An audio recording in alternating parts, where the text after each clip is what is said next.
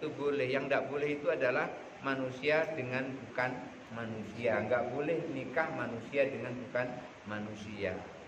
Yang boleh itu adalah nikah manusia dengan manusia. Nabi Adam nikah dengan Hawa itu cocok karena tercipta dari sumber yang sama. Asalnya adalah tanah liat dari Nabi Adam, kemudian Hawa itu dari tulang rusuk Nabi Adam, berarti awalnya juga dari tanah liat. Sementara setan, jin itu tidak dari tanah, dia dari api. Makanya dia bisa sombong, khalaqtani min narin wa khalaqtahu min tin. Aku diciptakan dari api, dia diciptakan dari tanah.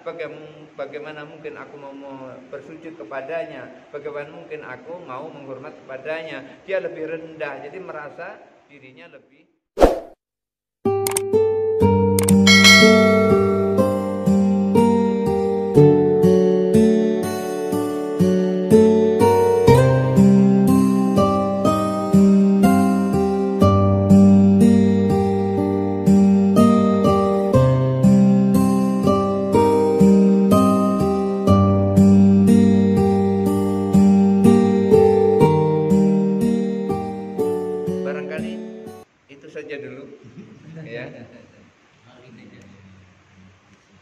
Mungkin ada mau bertanya, dipersilahkan. Baik, Bapak Ibu dan saya angkat. Jadi tadi menarik Ustaz ada hadis tadi kan tentang orang sahu bahwa orang siapa yang memandang dirinya maka semua sedang memandang Tuhannya. Jadi sepintas kita ini kalau udah kenal kayak gitu Ustaz. Ditanya berapa mata, dua, hidung, satu. Jadi apakah itu sudah termasuk mengenal diri, mengenal Tuhannya atau belum? Itu pertanyaannya. Nah, kemudian kalau kita mengenal diri kita, tapi bukan kelebihan atau kekurangan, merasa mengapalah aku sebagai Tuhan buta atau bisu, ada rasa-rasa tidak puas dengan ciptaan Tuhan. Apakah itu termasuk mengenal diri juga atau penyesalan atau kayak tidak senang begitu? Kira-kira ada orang seperti itu dengan dirinya tapi hal yang negatif bukan yang positif. Itu saja. Yang pertama,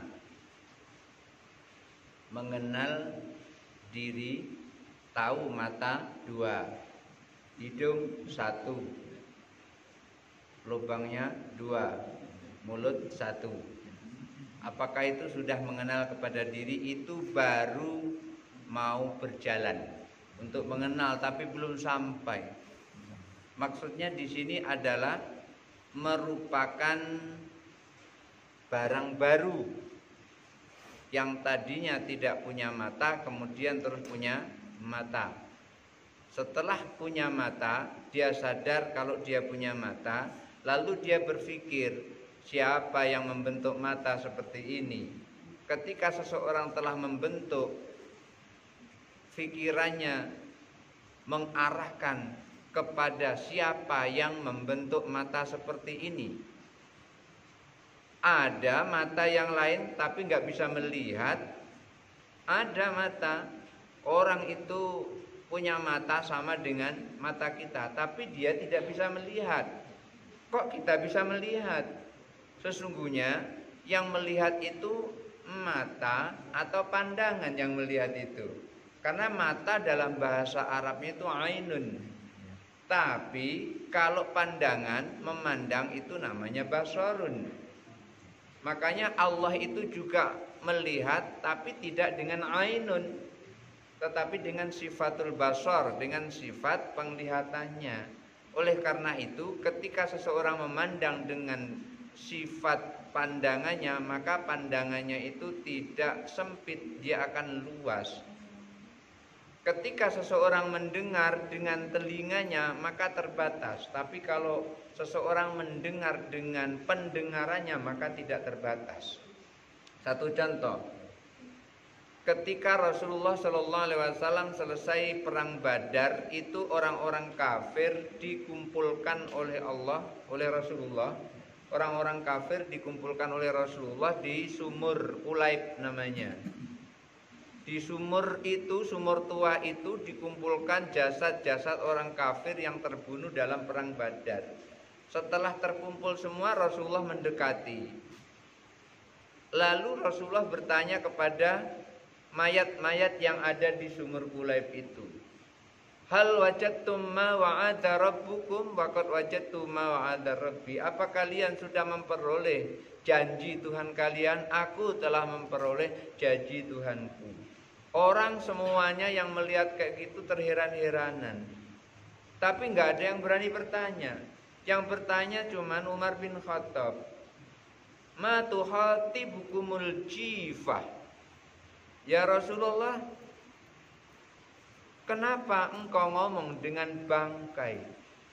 Lalu Rasulullah sampaikan, demi Allah yang aku berada di tangannya, bangkai ini tidak lebih mendengar daripada kuping-kuping kalian. Artinya orang meninggal itu kupingnya lebih tajam daripada orang yang masih hidup.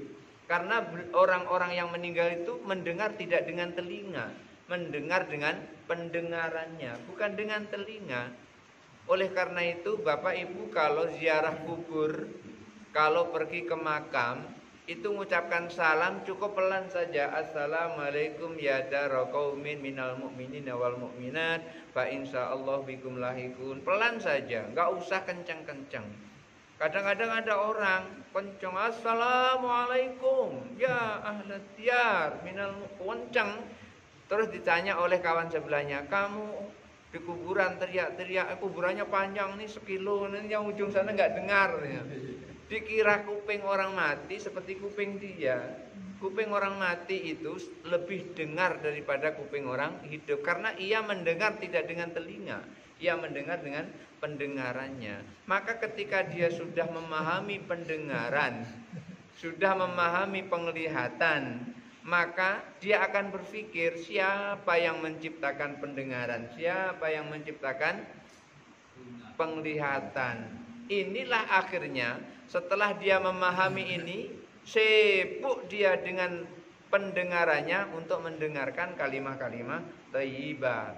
Ketika dia mengetahui pandangannya ini diciptakan oleh Allah, matanya bisa melihat, bisa memandang atas kehendak Allah, lalu ia sibuk mempergunakan pandangannya untuk membaca Al-Quran. Maka ketika orang cukup tahu mataku dua, kupingku dua, ini belum sampai kepada perjalanan makrifah, baru mulai, cuman belum sampai kepada tujuan. Yang kedua apa tadi?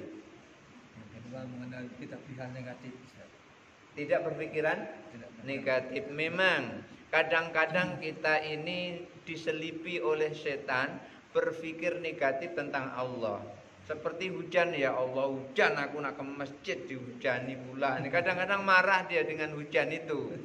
Padahal hujan itu kan termasuk rahmat Allah. Kalau tidak hujan, bayangkan pakai apa mandi, kita disuruh tayamum terus, penguk badan ini.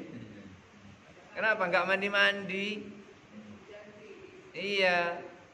Atau mungkin karena hujan ini banyak yang tak mandi ini. Ini pagi-pagi ini hujan, kadang-kadang kayak gitu. Maka setiap yang Allah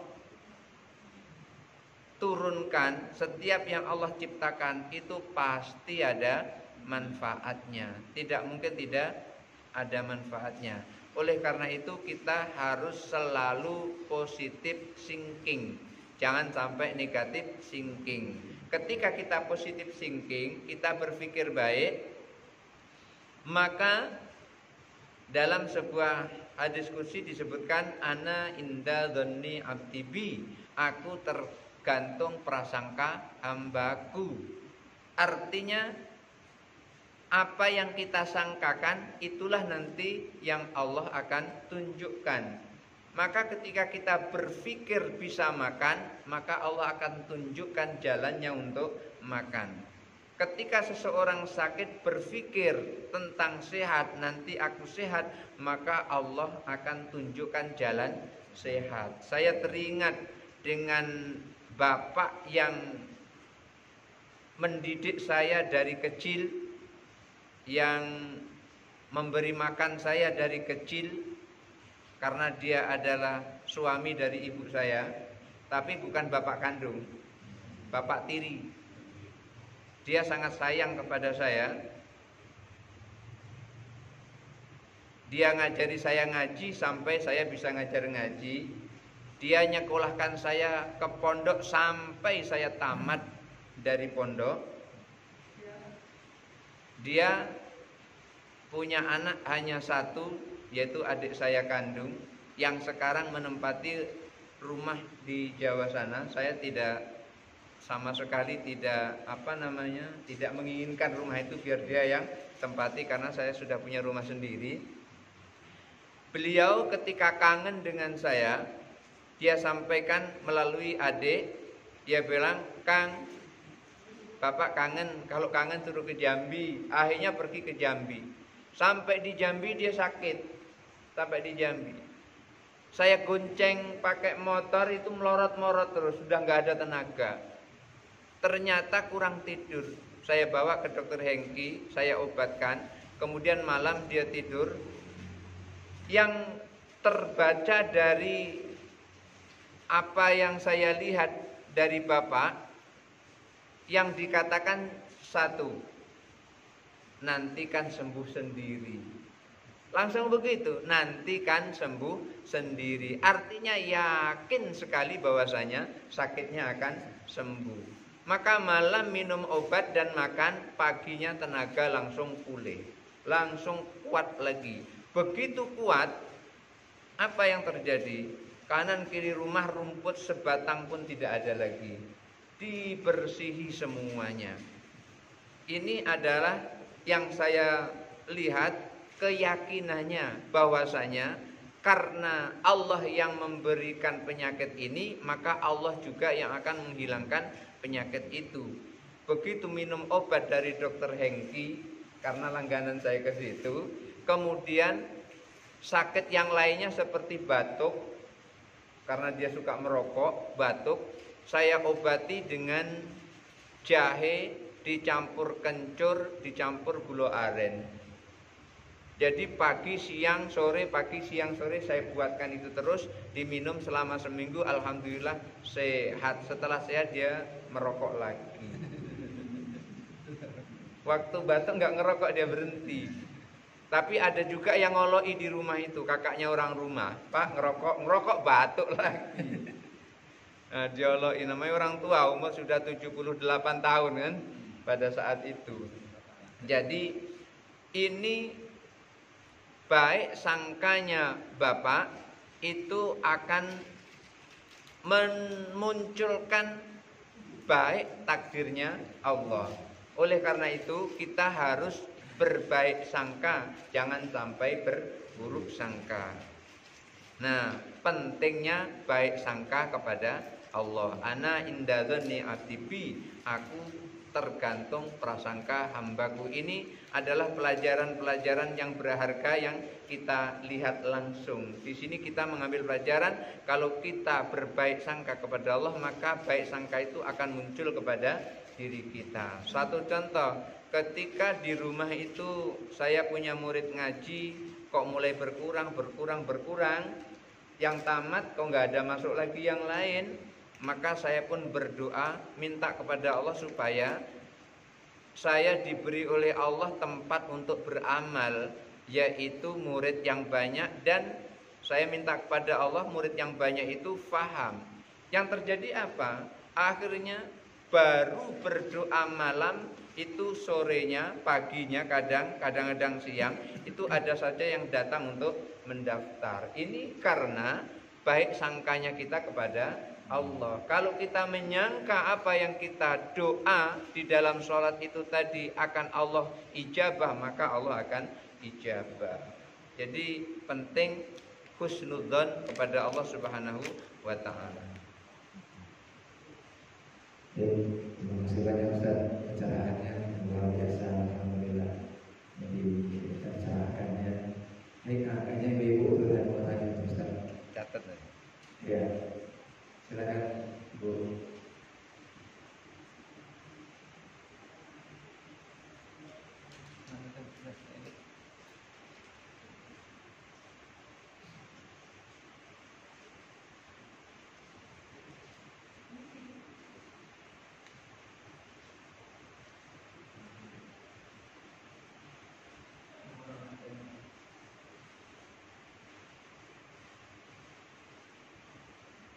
Tadi hidup, sekarang hidup.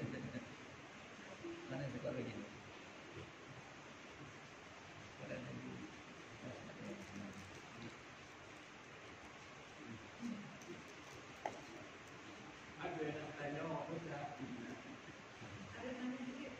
Ya silakan langsung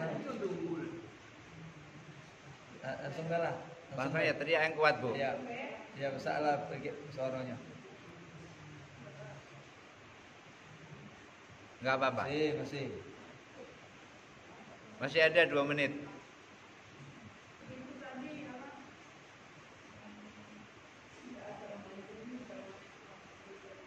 Waalaikumsalam warahmatullahi wabarakatuh.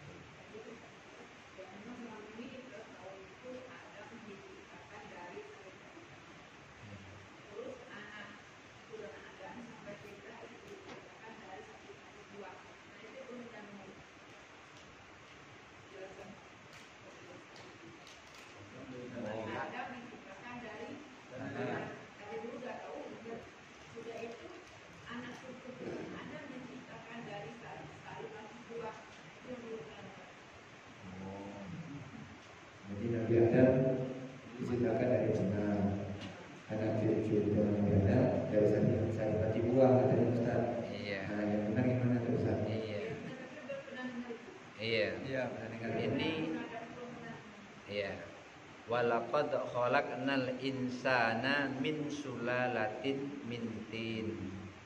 Tsumma ja'alnahu nutfatan fi qararin makin. Jadi di sini Nabi Adam diciptakan dari tanah liat. Tetapi ketika min sulalatin min tin, ini adalah saripati tanah. Saripati tanah, bukan saripati buah. Saripati tanah. Saripati tanah ini maksudnya adalah tanah tempat tumbuhnya seluruh buah-buahan. Kemudian saripati tanah tadi kan diserap oleh buah-buahan tadi seperti padi dan yang lain-lain, kurma dan yang lain-lain. Setelah itu dimakan oleh manusia. Setelah dimakan oleh manusia, kemudian dijadikan nutfah. Dijadikan nutfah. Nutfah ini bahasa medisnya adalah sperma. Jadi dijadikan sperma melalui saripati makanan itu. Jadi bukan saripati buah, tapi saripati makanan yang berbentuk buah, daun dan seluruhnya. Maka sulalatin mintin itu adalah saripati tanah. Saripati tanah maksudnya adalah dari tanah itu tumbuh tumbuh-tumbuhan. Dari tumbuh-tumbuhan itu yang ada di tanah terserap kepada tumbuhan. Dari tumbuhan itu terus dikonsumsi oleh manusia. Setelah dikonsumsi oleh manusia, diproses oleh Allah. Kalau kita berpikir seperti itu saja, Masya Allah, alangkah kreatifnya Allah itu. Kita kalau sudah berpikir kayak gitu, jelas kita nggak mungkin tidak akan percaya kalau Allah itu ada. Pasti kita yakin. Kemudian setelah itu jadi manusia, lahir manusia. Manusia di muka bumi ini ada berapa banyak, Ibu? Banyak, nggak bisa kita ngitung. Coba tengok antara wajah yang satu dengan wajah yang lain. Kira-kira ada nggak yang sama persis gitu? Nggak ada. Beda dengan piring. Kalau piring itu piring yang satu dan piring yang lain ada yang sama persis. Beda kita bandingkan. Ini piring ini yang saya pegang tadi atau yang bukan, nggak bisa kita. Tapi kalau manusia, kita bisa membedakan antara manusia satu dengan manusia yang lain dari wajahnya. Kalau Allah pakai cetakan membuat itu, berapa banyak Allah punya cetakan itu? Setiap orang satu cetakan. Sebab apa? Kalau manusia dijadikan sama semua mukanya, sehingga kita tidak bisa membedakan antara manusia yang satu dengan manusia yang lain, itu berbahaya. Berbahaya. Pas begitu sudah selesai, tahu-tahu oh itu ternyata bukan istriku. Kan repot yang seperti itu. Kenapa? Karena mukanya sama. Oleh karena itu Allah jadikan manusia itu antara satu dengan yang lain mukanya berbeda. Lah kalau sama seperti itu, nggak bisa disalahkan dia. Orang nggak tahu gimana. Hukum orang yang nggak tahu itu adalah tidak punya hukum. Orang tidak tahu. Misalnya ini ada orang nih masuk kamar dialah. Di dalam kamar itu bukan istrinya, tapi perasaannya itu adalah istrinya. Maka itu tidak berdosa. Kenapa? Karena dia tidak tahu kalau itu bukan istrinya. Yang menjadikan dosa itu adalah ketika dia tahu kalau itu bukan haknya, kemudian diambil, dia tahu itu lalu diambil, maka berdosalah dia. Tetapi kalau dia tidak tahu kalau itu adalah haknya, taunya itu adalah haknya, maka hak itu diambil, dipakai, digunakan, tidak berdosa dia. Maka dosa orang itu karena dia tahu, bukan karena dia tidak tahu. Orang puasa, kalau tidak puasa maka dia berdosa. Tapi kalau dia tidak tahu kalau ini adalah bulan Ramadan, maka dia tidak berdosa. Kenapa? Karena dia tidak tahu. Jadi dosa itu karena dia tahu kemudian dia langgar. Seperti itu, Ibu. Baik, sudah terjawab. Ya. Alhamdulillah. Jadi tingkatnya sperma. Iya. Ya. Nutfah itu sperma. Baik, dari Bapak bagaimana ada orang mengatakan bahwa Siti Hawa itu terbuat dari tulang rusuk Nabi Adam. Gimana maksudnya? Oh gitu. Hawa itu terciptakan dari tulang rusuk Nabi Adam. Dan memang Hawa itu tidak tercipta dari tanah, tapi tercipta dari tulang rusuk Nabi Adam. Berarti kajian kita pindah ke kitab namanya Al-Ghunyah li Thalibi Thariqil Haq Azza wa Jalla Syekh Abdul Qadir Jilani. Saya dulu pernah mendengar ceramah di Jawa, Kiai Jawa menyampaikan seperti itu. Lalu saya kan tidak puas dengan mendengar ceramah gitu saja. Harus ada kitabnya. Begitu saya beli kitab namanya Al-Ghunyah li Thalibi Thariqil Haq Azza wa Jalla, ternyata di situ dijelaskan ketika Nabi Adam itu tidur. Setelah diciptakan Nabi Adam kan tidur. Begitu tidur, tiba-tiba dia bangun tidur sebentar, itu ada perempuan. Begitu perempuan nongol di sebelahnya Nabi Adam, biasanya kalau kita normal kan tanya, man anti kan gitu biasanya. Siapa kamu? Kok tiba-tiba ada di sini? Tadi nggak ada orang. Kan gitu kan? Nabi Adam saking kagetnya, bukan tanya man anti, tapi liman anti, nanya kayak gitu. Punya siapa kamu? Kayak gitu. Bukan siapa kamu, tapi punya siapa kamu? Langsung dijawab, laka, aku punyamu. Inilah yang terjadi karena kaget. Kalau nggak kaget, pertanyaannya biasa, man anti, siapa kamu? Kok tiba-tiba ada di sini? Tadi nggak ada orang. Ana Hawa kan gitu kan, saya Hawa kan gitu. Ini saking kagetnya bukan man anti, tapi liman anti, punya siapa kamu? Dijawab, ana laki, aku punyamu. Karena nyebut aku punyamu, maka dipeganglah oleh Nabi Adam. Begitu dipegang oleh Nabi Adam, malaikat turun. Begitu malaikat turun, langsung dilarang oleh malaikat, itu belum hakmu wahai Adam. Itu belum hakmu, kamu harus menikahi dia dulu. Kamu harus, itu tidak disebutkan nikah, tapi kamu harus memberikan maharnya dulu gitu. Lalu ditanya, karena saking pengennya Nabi Adam kepada Hawa tadi, wa ma mahruha, apa maharnya untuk bisa saya memegang dia? Kemudian dijawab oleh malaikat, mahruha antusalli ala nabi akhir zaman Muhammad sallallahu alaihi wasallam. Maharnya adalah mengucapkan sholawat kepada Nabi Adam, Nabi Muhammad, Nabi akhir zaman.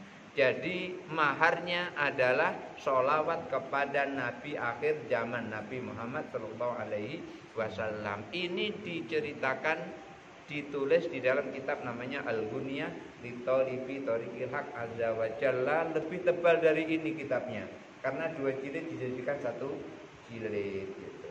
Jadi Nabi Adam diambil tulang rusuknya satu, yang sebelah kiri itu dijadikan istrinya namanya Hawa. Maka cocok antara manusia dengan Nabi Adam dengan Hawa. Artinya manusia dengan manusia itu boleh. Yang tidak boleh itu adalah manusia dengan bukan manusia. Enggak boleh nikah manusia dengan bukan manusia. Yang boleh itu adalah nikah manusia dengan manusia. Nabi Adam nikah dengan Hawa itu cocok karena tercipta dari sumber yang sama. Asalnya adalah tanah liat dari Nabi Adam, kemudian Hawa itu dari tulang rusuk Nabi Adam, berarti awalnya juga dari tanah liat. Sementara setan, jin itu tidak dari tanah, dia dari api. Makanya dia bisa sombong. Khalaqtani min narin wa khalaqtahu min tinin. Aku diciptakan dari api, dia diciptakan dari tanah. Bagaimana mungkin aku mau bersujud kepadanya? Bagaimana mungkin aku mau menghormat kepadanya? Dia lebih rendah, jadi merasa dirinya lebih mulia, lebih baik begitu. Jadi seperti itu. Ya, tapi yang menarik tadi Ustaz, masalah rusuk tadi. Jadi Nabi Adam rusuknya kurang satu. Iya. Sementara kita keturunannya ini kurang apa ya Ustaz? Nah itu hitung sendiri. Hitung itu. Masalahnya istri kita bukan dari tukang rusuk gitu kan? Iya. Itu perlu penelitian juga kayaknya. Iya. Itu kan artinya tulang rusuk itu bengkok. Jadi kalau bengkok tuh meluruskan tuh hati-hati gitu. Kalau meluruskan tidak hati-hati bisa patah. Maksudnya adalah bisa pergi ke pengadilan gara-gara patah tadi itu. Maka harus hati-hati gitu. Baik Bapak Ibu, sudah cukup ya. Nah, ini siang Ustaz untuk mengambil berkah mengajar kita hari ini. Penting udah. Bismillahirrahmanirrahim. Alhamdulillahirabbil alamin. Allahumma shalli ala sayyidina Muhammad wa ala ali sayyidina Muhammad. Amin. Allahumma iftah lana hikmataka wa nasir alaina rahmataka ya zal jalali wal ikram. Allahumma inna nas'aluka 'ilman nafi'an wa rizqan wasi'an wa halalan thayyiban mubarakan. Allahumma ij'al jam'ana hadza jam'an marhuman wa tafarraqana minhu tafarraqan ma'suman. Rabbana atina fid dunya hasanah wa fil akhirati hasanah wa qina adzabannar.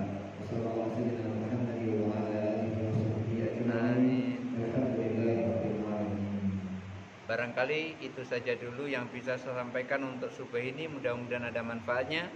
Wallahul muwaffiq ila aqwamit thoriq. Wassalamualaikum warahmatullahi wabarakatuh. Waalaikumsalam.